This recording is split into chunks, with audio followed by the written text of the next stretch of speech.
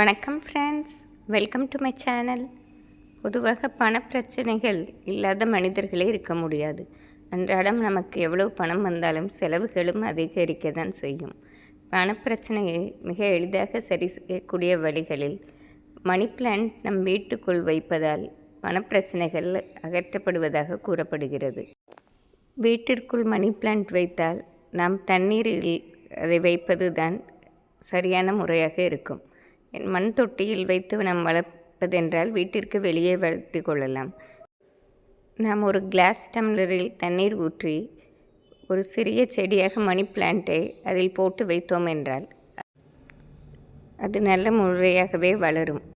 4 நாட்களுக்கு ஒரு முறை தண்ணீரை கொட்டிவிட்டு வேறு தண்ணீர் விட வேண்டும். இப்படி நாம் ஒரு கிளாஸ் டம்ளரில் மணி பிளான்ட்டை வீட்டில் அதிக இடங்களில் வைத்து கொள்ளலாம்.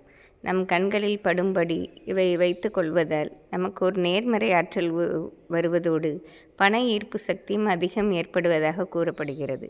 இது சமையலறை, படுக்கையறை, வரவேற்பறை, பூஜை அறை, நம் அனைத்து அறைகளிலுமே இதேபோல் நாம் அழகான கிளாஸ் டம்ளர் ஒரு 5-6 டம்ளர்கள் வாங்கி வைத்து கொண்டு இதில் மணி பிளான்ட் போட்டு வீட்டில் ஆங்காங்கே வைத்தோம் என்றால் கண்டிப்பாக நம் வீட்டில் நேர்மறை சக்திகள் வருவதோடு பணத்தடைகளும் விலகப்படுவதாக கூறப்படுகிறது.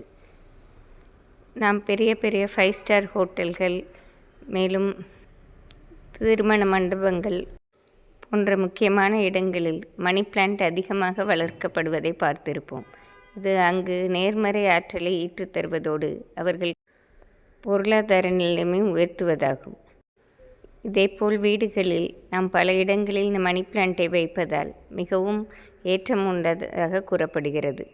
நாம் ஒவ்வொரு அறைக்கும் ஒவ்வொன்று வைத்தாலே போதுமானது. நம் பார்வைக்கு படும்படி இதை வைத்து கொண்டால் நம் இதை பார்ப்பதும் அதில் உள்ள ஆற்றல் நமக்கு பண ஈர்ப்பு சக்தியை பெற்றுத்தருவதாக கூறப்படுகிறது.